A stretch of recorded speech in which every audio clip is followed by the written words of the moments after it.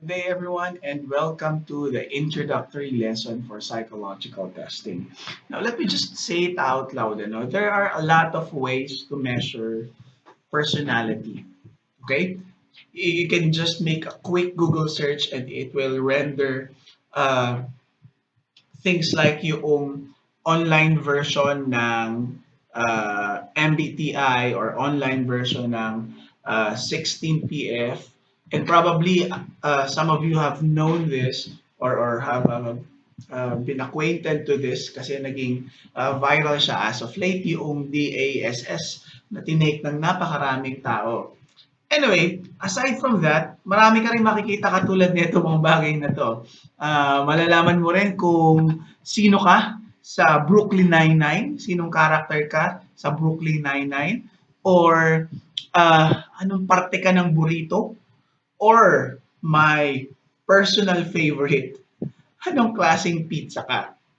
Anyway, the point of all this test is simple. To understand or to answer the question, who or what is the self?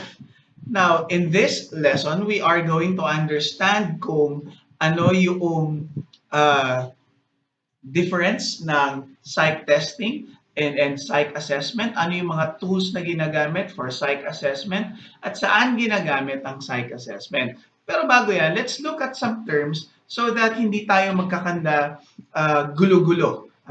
So, we have to understand this. Okay. Yung first ay, a test is defined as a procedure intended to establish the quality, performance, or reliability of something, especially before it is taken into widespread use.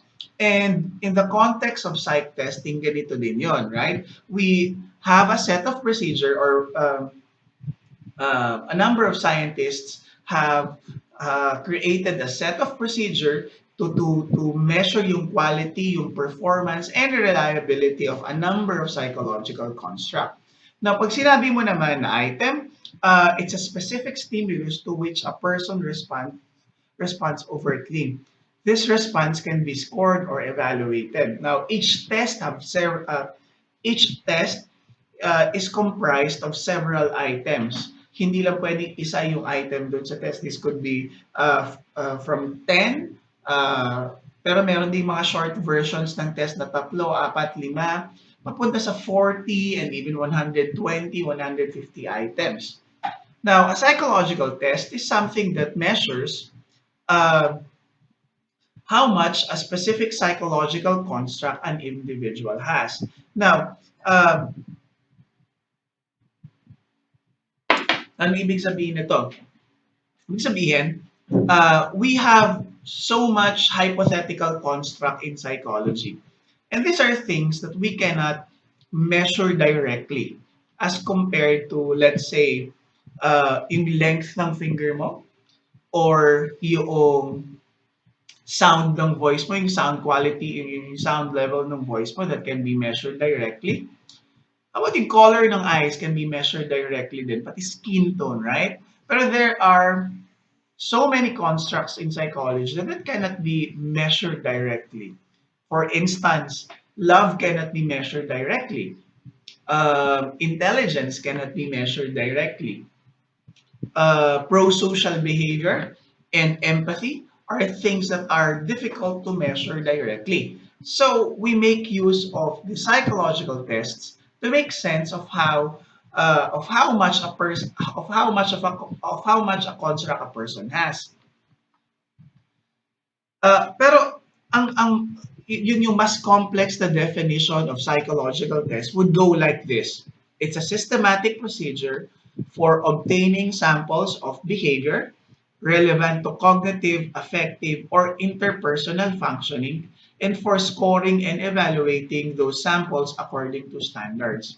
Okay, i-ano natin to, himayin natin tong definition na to. For instance, we are sampling behavior here. Okay, we're not directly measuring, let's say, intelligence or your personality type or your personality trait. We are measuring overt behaviors that are relevant to your cognitive, affective, and interpersonal functioning. The idea here is that we use behaviors as as a means to measure yung constructs, yun yung cognitive, affective, and interpersonal personal constructs. Now, all good tests have a way to score them. Pointless ang test kung wala kang paraan paano i-score to. And to evaluate yun yung scores, yung sample na makukuha natin based on certain standards. Okay? Marami kang test na makikita sa internet, nakakomputin mo like i-add mo lahat yung or kukunin mo yung average nung lahat ng items and then yun yung score mo. But a test but tests with better psychometric properties have their own standards, have their own norms. Meaning etong norms na to ay nanggaling sa pagtetest ng napakaraming individuals, sharing the same traits, sharing the same functioning level as you. Now, some tests are given one-to-one, ito yung mga individual tests, and some tests are administered to more than one person at a time by a singular examiner. Ito naman din yung mga group test. If you have had, uh, let's say, entrance test with a group of people, example yun ng group test. Ano pa yung example ng group test? Halimbawa, ikaw ay uh, nag-test for your driver's license or nag-apply for your driver's license, may dalawang types ng test doon. Number one, you will be tested in a group. Yun yung written test yun. Marami kang kasama dun sa kwarto who's going to take the test. However, meron ding driving test, may practical test doon. Okay? And yung sa practical test, ikaw lang ang nagda-drive. Okay? So, sa pagkuha ng license, you will encounter at least two forms of test. First, yung group test, yung written that will be you'll be answering this with other people, and then meron yung individual test, yung driving test kung saan susukatin yung ability mo mag-park, yung ability mo mag-drive around, yung ability mo mag-brake, at saka yung ability mo na mag-maneuver yung sasakyan mo. And this is usually done individually. Now, you can broadly divide psychological tests into two categories. There are those whom we consider as ability test, and there are those whom we consider as personality test. Okay, pag sinabi mo ang ability test, ang sinusukat nito ay yung sample ng knowledge, skill, or cognitive functioning mo. Kaya nga, ability, it measures what you know, what you can do, and even your potential to behave in the future. Merong merong mga categories yan. Meron tayong achievement test. When we say achievement, ito na yung kung anong alam mo right now. Okay? Ano yung na-achieve mo in the past and nasaan ka na right now. This test measures or evaluates how many words you can spell correctly, is called a spelling achievement test. So, ang sinusukat again ng achievement test ay kung ano yung meron ka right now. Okay? Evidences ng previous learnings. Number two, aptitude test. And in contrast to achievement test, this refers to your potential for learning or acquiring specific skills in the future.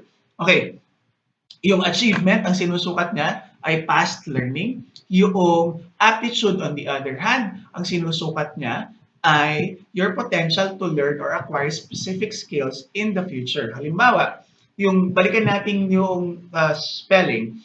Yung spelling achievement test, ang sinusukat niyan ay kung ano na yung kaya mong spell correctly at this moment.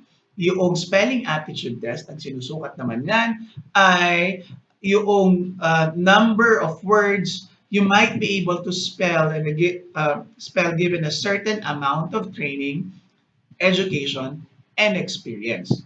Okay, number three, meron tayong intelligence test. And as compared to aptitude and achievement test, an intelligence test measures your general potential to solve problems, adapt to changes, think abstractly, and profit from experience. So each of this forms ng ability test may sari-sariling function, and each of this ability test ay or forms of ability test ay ginagamit for specific reasons. Pag-uusapan pa natin yan later on dito sa lesson na to and later on as our lessons progress. Number two, meron tayong personality tests. And these are related to overt and covert dispositions of the individual. Katulad nito, anong klaseng, ikaw ba ay Disney princess or villain based sa travel destinations na pinili mo? Okay, now I'm not saying this is a standardized test. I'm just saying this is one of those quirky internet personality tests. Okay, may dalawang forms yan. Merong structured personality test which provides a statement, usually self-reported. Usually, ikaw yung sasagot niyan. Halimbawa, may sagot yan na true or false, and kadalasan, hindi kadalasan, in personality tests, walang tamang sagot. And wala rin maling sagot. Okay? Hindi sinusukat ng personality test yung ability mo, hindi sinusukat ng personality test yung kaya mong gawin, so walang mali at tamang sagot. Ang sinusukat niyan ay kung ano ang meron ka noong given trait, noong given construct na sinusukat ng tests. Okay? So, kadalasan in personality test, ang mga sagot or ang options ng sagot ay true or false or multiple choices. Now, aside sa structure test, personality test, meron ding projective personality test. Kung saan, either yung stimulus or yung test materials or yung required response or pareho ay ambiguous. Okay? Medyo nagte-take ng certain level of subjectivity yung pag-score at saka pag-interpret netong tests na to. Wala although may standards pero medyo mas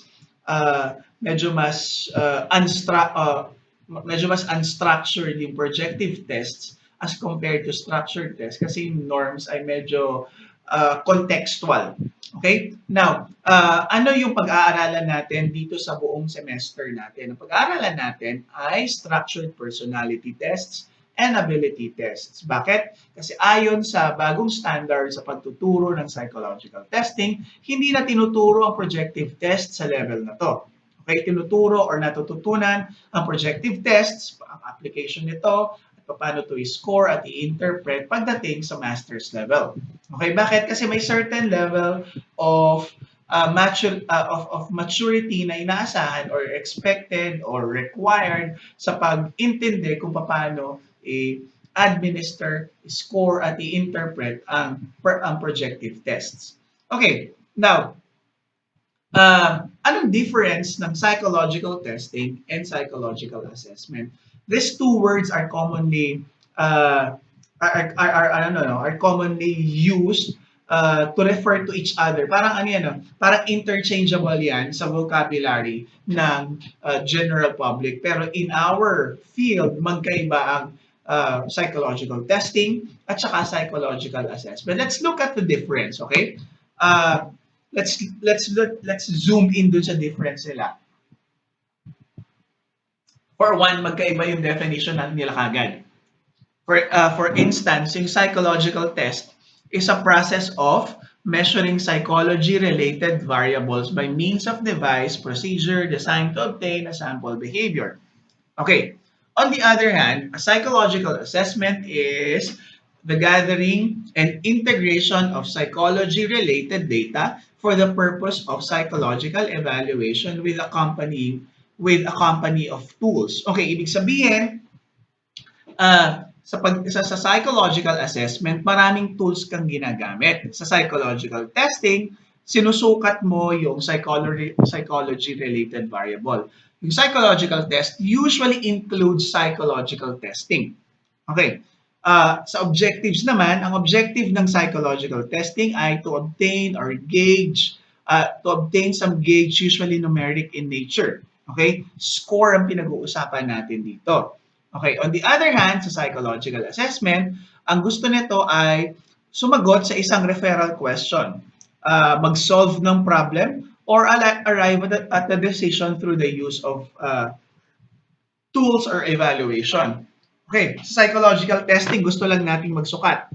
Sa psychological assessment, pwede nating gamitin yung sinukat natin sa psychological testing to answer a referral question, katulad ng nasa tamang placement ba ang isang estudyante, to solve a problem, anong pwedeng approach ang ibigay natin sa kanya, or to arrive at a decision through the use of tools. Dapat ba siyang nagda-drive ng sasakyan? Dapat ba siyang bigyan ng armas? Dapat ba siyang i-deploy sa gera? Dapat ba siyang ilagay sa managerial position?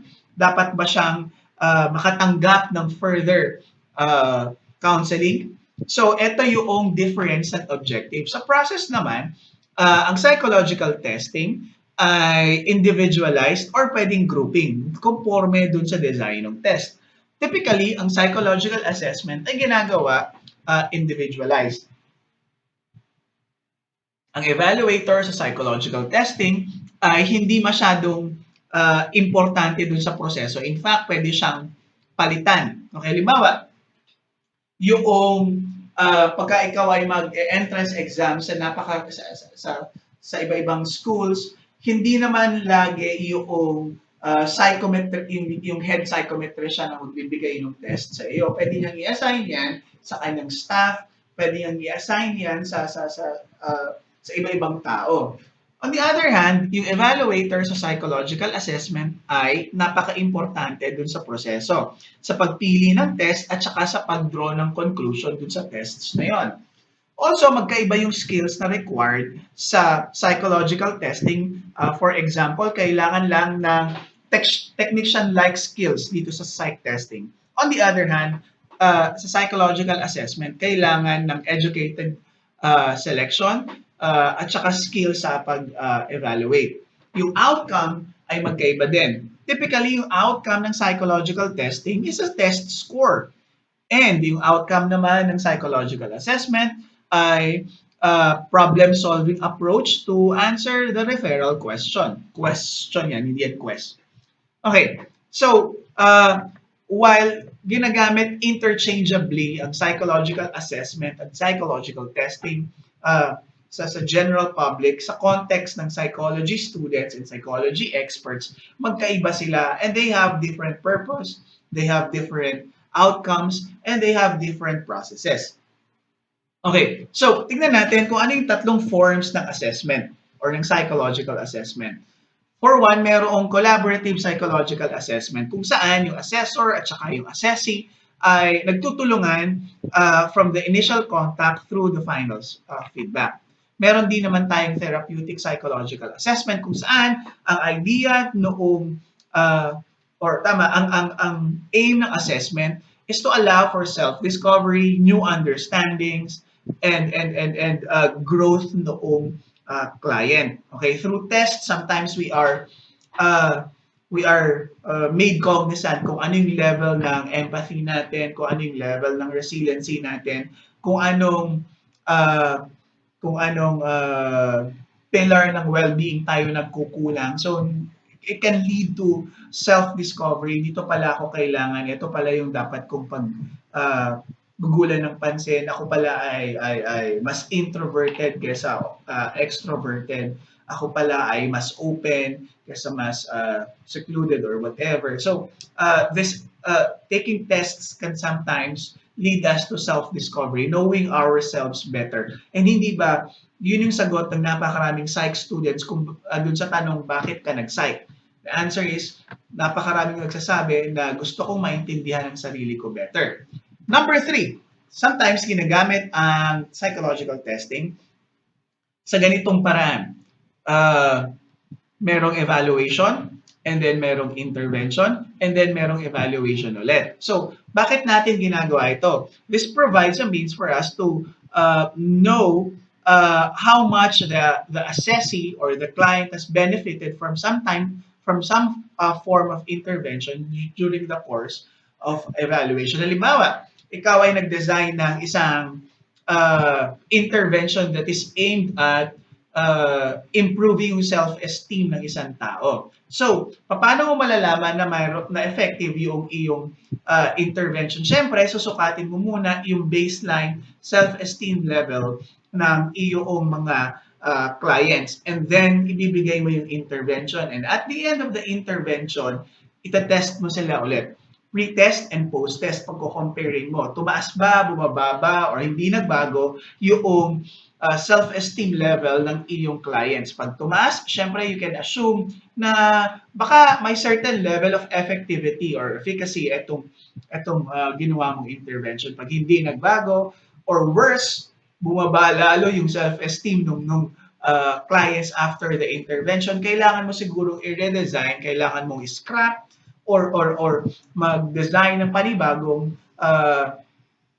intervention para doon sa client mo. Okay, so iba-iba yung forms ng psychological assessment kung conforme ito doon sa function ng assessment sa isang particular na context. Pwede nating gamitin yan uh, to facilitate collaboration between the assessee and the assessor. Pwede yan maging therapeutic, meaning it can lead to self-discovery and new understanding. And pwede rin yan panukat ng intervention or gaano nag-benefit ang isang tao mula sa isang intervention. Okay, maraming tools na ginagamit sa psychological assessment, hindi lang yung test. Okay? So, titignan naman natin kung ano-ano itong mga tools na to. Meron tayong at least 6 tools dito sa psychological assessment. If you are to read the book, the reference material na ginagamit natin for this lesson or for this course, makikita nyo na doon sa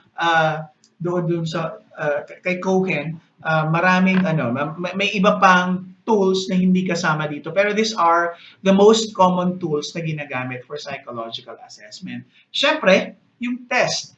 Pero test may vary from each other. Okay. Test may vary based on their content. Kahit na yung dalawang test ay sumusukat ng parehong construct, minsan magkaiba pa rin ng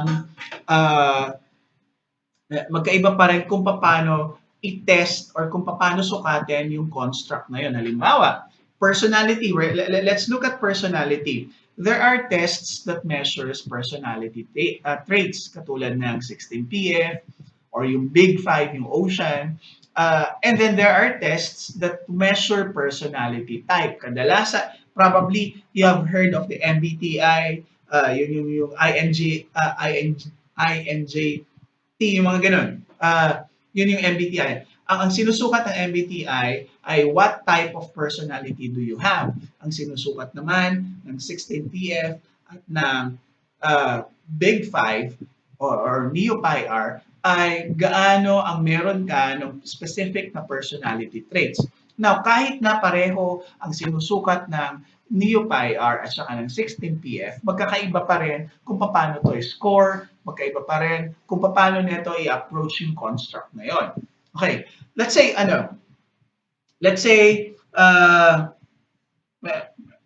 merong dalawang test na sumusukat ng good life or ng flourishing.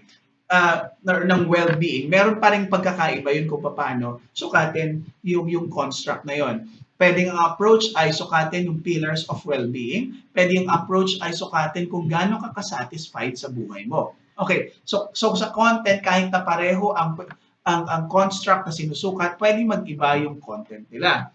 At dahil dito, pwede rin magkaiba yung format. Pwedeng yung ibang test ay sinusukat sa 5-point Likert scale, yung ibang test ay sinusukat or gumagamit ng true or false. So, yung format also refers to, is also used to refer to the form in which the test is administered. Meron mga test na computerized, may mga test na pencil and paper, and there are tests na gumagamit ng portfolio, gumagamit ng attaché case, and then ng iba pang forms.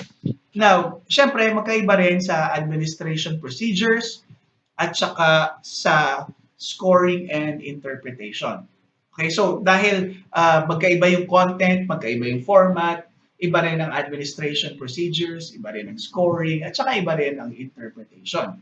Okay? At magkakaiba rin ang test based sa kanilang psychometric soundness or psychometric properties. Some tests have better reliability. Some tests are more consistent. Pag sinabi natin reliability, generally ang gusto natin, ang sinasabi natin dito ay gaano ka consistent yung pagsukat ng isang test dun sa construct na yun. Halimbawa, uh, let's take yung basic ruler natin, yung 12-inch ruler natin as an example. Pwede mong sabihin na napakalaki or napakataas ng reliability ng basic ruler na yun kasi kahit saan mo siya dalhin, kahit dalhin mo yan sa Antarctica or sa Timbuktu or sa Australia, yung 1 inch sa Australia, sa Timbuktu at saka sa Antarctica ay nasusukat equally ng isang ruler. Pag dinala mo yung ruler na yun sa Antarctica, Timbuktu, or Australia, pare-pareho ang nasusukat niya. Okay? Pwede mong sabihin, consistently nakakasukat ito ng length, ng distance, ng length at saka ng distance in terms of inches or centimeters. Okay? So pwede mong sabihin napakataas ng consistency ng reliability uh, ng tool na yon. Now, sinusukat din natin ang reliability sa psychological tests. Meaning, syempre, ang hirap naman magtiwala sa isang test na minsan sumusukat, minsan hindi. Okay, parang ang hirap magtiwala, hindi trustworthy yung tool na yon. Okay, hindi dapat natin pag-aksayahan ng panahon kung minsan ay nandyan or minsan ay wala. Hindi pwedeng ganon. Okay, kailangan uh, ang isang maayos na psychological test ay mayroong acceptable level of reliability. Kung medyo naguguluhan ka pa dyan, pag-uusapan pa natin yan more sa mga susunod na lessons natin. Also, pinag-uusapan din dito kung gaano ka-accurate kung gaano ka-accurate sa pagsukat ng isang test ng construct na gusto nitong sukatin. Ang tawag naman natin doon ay accuracy or validity. Gaano ka accurate yung isang test sa pagsukat ng isang construct. Okay, katulad din noong ruler na napakataas ng validity kasi yung number of centimeters in an inch sa Antarctica is the same as the number of centimeters in an inch sa Timbuktu or pareho din yan sa Australia at pare-pareho yung nasusukat ng kahit ng isang ruler. Okay? So, sinusukat yung psychometric soundness in terms ng consistency or reliability and ng accuracy or yung tinatawag nating validity. Kung medyo nagugulan ka pa sa difference ng reliability at saka validity, that's okay kasi pag-uusapan pa natin yan more sa mga susunod na lessons natin. Pag-uusapan natin ano yung types ng validity, ano yung types ng reliability. Okay. Next yan ay yung interview. Okay? Hindi lang psychological test ang basis ng psychological assessment. Okay? Gumagamit din ibang tools katulad ng interview. And this is what a lot of people miss out pagka pinagtatake lang sila ng DASS independently at hindi sa context ng at hindi sa supervision ng isang trained professional. Nami-miss out nila yung idea na hindi lang pala yung psychological test ang ginagamit to tell kung meron kang depression or anxiety or mataas ang level ng stress mo. Gumagamit din ng napakaraming tools to measure and to understand yung context ng scores na yon. For example, gumagamit ng interview, and this is a method of gathering information through direct communication involving reciprocal exchange. Pag-uusapan natin yung dalawang forms of interview kasi sa context natin ngayon na tayo ay nasa lockdown, hindi pwedeng puro face-to-face lang. Okay? Sa face-to-face, sinusukat yung verbal language, yung non-verbal language, including yung body language ng isang tao. Shifty ba siya? Siya ba ay hindi mapakali? Siya ba ay jittery? Siya ba ay mukhang kalmado? Hindi siya kumilos for the rest of the hour, for an entire hour pala. Sinusukat din yung facial expression in response to the interviewer. Pati, sinusukat yung uh, extent ng eye contact? Nagme-maintain ba siya ng eye contact or nag-establish ba siya ng eye contact at gaano kahaba siya nagme-maintain ng eye contact? Sinusukat din dito yung apparent willingness to cooperate. Paano yan? Halimbawa, uh, telling yung willingness ng isang client to cooperate with you pagka lagi siyang nalilate or cancel siya ng cancel, postpone siya ng postpone ng interview or short yung answers na binibigay niya, yes or no lang, or tingin siya ng tingin sa relo and such. So pati yun ay nakikita. So sinusukat din kung ano yung kung kung ano yung type ng dressing ng tao.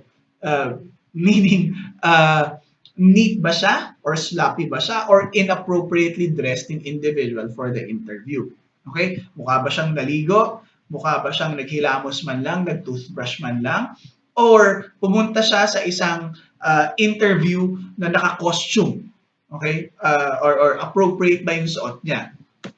And because we are in quarantine, importante rin yung interview through other means like telephone or video call and such, kung saan tinitignan yung changes in the interviewer's voice speech. Limited ang phone counseling dito, in long pauses, in signs of emotions in responses. Pero halimbawa, sa video call, sa Zoom, sa Zoom interview po, pwedeng mo makita pati yung verbal, yung non-verbal, pati yung kung paano manamit yung isang tao sa interview. Okay? Aside from the interview, importante rin ang portfolio. And these are evidences ng work products katulad ng paper, ng canvas, ng film, ng video, ng audios. Basta this provides a sample of one's ability and accomplishment. At conforme kung saan gagamitin yung assessment, yung importance ng portfolio. Hindi naman sa lahat, halimbawa, diagnostic yung assessment, meaning identify kung ano yung problema. Kadalasan hindi naman hinahanapan ng portfolio. Pero kung susukatin halimbawa yung achievement ng isang tao, yung ability to perform in the or in yung potential to perform in the future, sinusukat pati yan. Halimbawa, there are some schools, kung ikaw ay magte-take ng fine arts, aside dun sa written test, pinadadala ka ng sample ng iyong trabaho. This could be in canvas, this could be a sculpture, or in some cases, audio file that are evidences of your composition. So, yung portfolio ay ginagamit in some assessment, pero not in all assessment merong portfolio. Now, pero in many assessments, forms of assessment, meron ding case history. This could be records, transcripts, and other written accounts, pictorial accounts, and other forms that preserve archival information, official and informal accounts, and other data and items relevant to the assessee. Halimbawa, kung na-news yung tao kasi may newspaper clippings, interview mula, kung halimbawa na-interview yung parents, na-interview yung past teachers, na-interview yung past employers, na-interview yung past supervisors, kasama rin sa case history yon. Okay? Minsan ini-interview mula dun sa interview makikita mo yung case noong individual. So para saan ito? This is to give a clear picture ng context ng participant or ng context ng client or assessee. It sheds lights on an individual's past and current adjustment as well as on events and circumstances that may have contributed to any changes in adjustment. Minsan natatrack sa case history kung kailan nag-start yung symptoms, kung kailan nag-start yung kanyang display of ability, kung ano yung triggering factors or ano yung mga external triggers ng isang particular psychological isang particular na psychological construct. So, kasama rin dito, yung or yung case history din nagpo-provide ng information about neuropsychological functioning prior to the occurrence of a trauma or other event that results in a deficit. Minsan, sa case history na tutuklasan kung kailan siya nagpakita ng symptoms, ano yung context or nasaan siya, ano yung environment niya, anong nangyayari outside the client, anong nangyayari sa social environment ng kliyente, anong nangyayari sa social environment ng assessee. Also, it provides an insight to current academic and behavioral standing. Okay? This is especially important sa assessment sa educational setting. Siya ba ay nararapat or yung kanyang current psychological state ba ay enough para i-promote siya to the next level. Halimbawa, meron kang candidate for anong tawag nila doon? Yung ililipat ka ng higher level, grade level, acceleration program. Okay. Halimbawa, feeling ng iyong teachers na ikaw ay gifted student. Siyempre, aside from yung scores mo dun sa actual test, ini-interview din yan. Kasi hindi naman porket intelligent enough or uh, uh, mataas yung scores mo sa sa test ay automatic nang i-accelerate ka. Kailangan din malaman yung current emotional functioning mo. Will you be able to adapt well doon sa bagong level or sa bagong environment na ililipat ka? Kasi ano yung context ng sa case history? Sa case history ba natuklasan na meron kang friends, may ability ka to make friends with people that are older than you, kumusta ka sa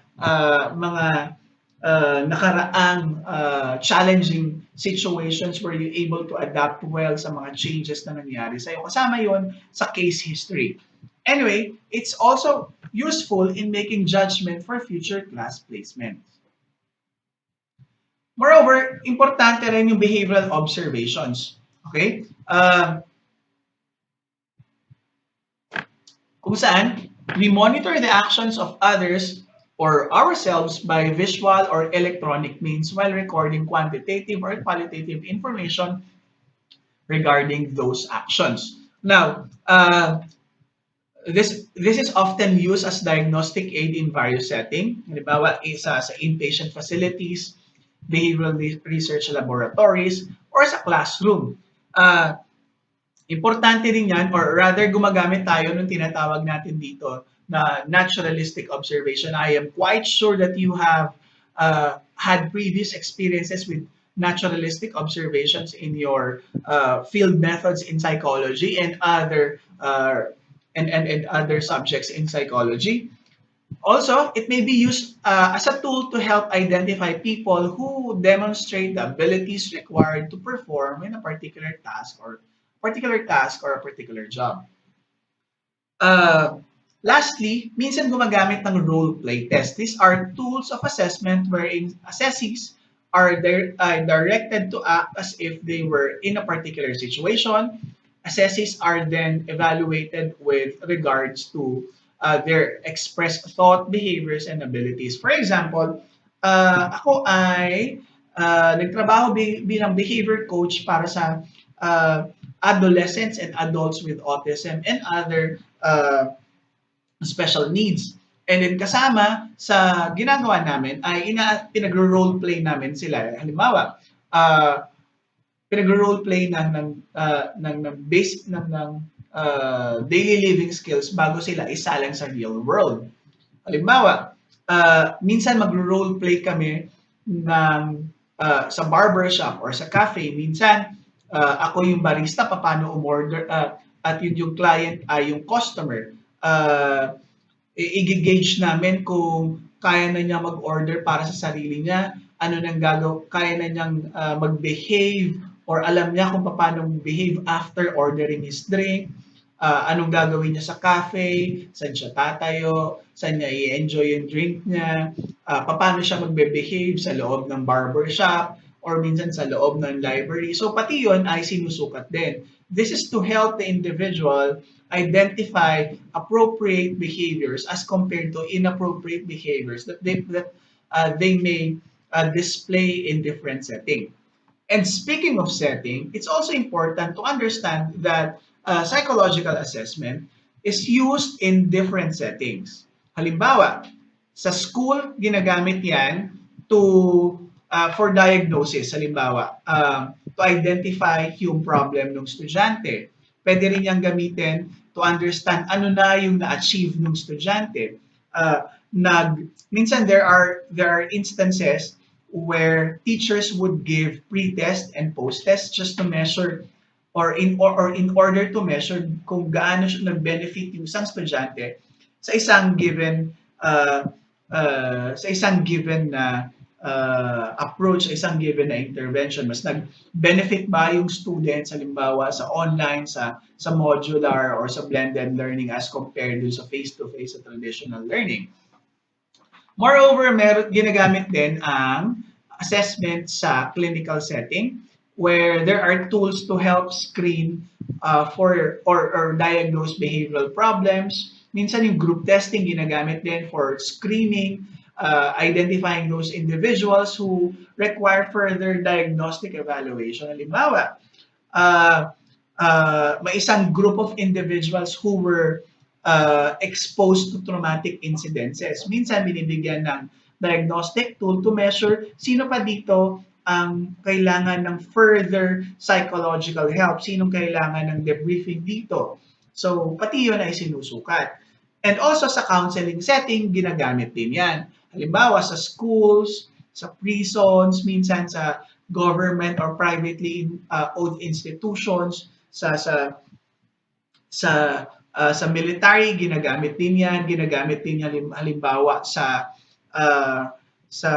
insurance policies. So yung ultimate objective dito ay yung improvement of the assessee in terms of adjustment, productivity, and some related variable.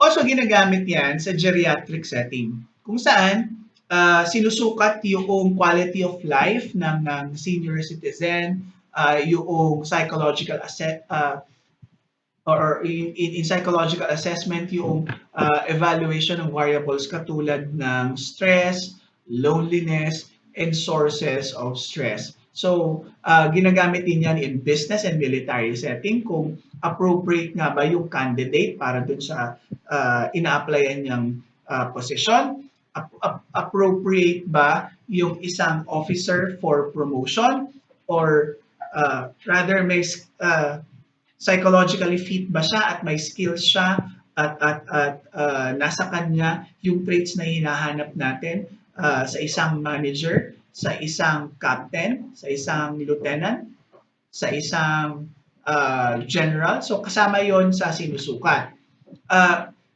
Sa governmental and organizational credentials, kasama din ang assessment. Diba? Bago maging psychometrician, registered psychometrician ng isang tao, nagte-take yan ng BLEP. Bago maging registered psychologist ng isang tao, nagte-take din yan ng licensure exam for psychologist. Katulad din yan sa lawyer, katulad din yan sa medical doctor. May mga tests, may mga assessment na ginagawa. If you have the skills, if you have the values, and if you have the credentials of someone who should be registered, of someone who should be licensed for given license, someone who will be given license, okay, and be able to practice kung ano man yung gusto mong i-practice na field. So this ends our introductory course to psychological assessment. We've talked about yung difference ng psychological testing and psychological assessment. We identified yung broad categories ng psychological tests. We looked into yung tools na ginagamit for psychological assessment and the setting where assessments are conducted. Next meeting, we are going to talk about the history and ethical and legal basis of psychological assessment.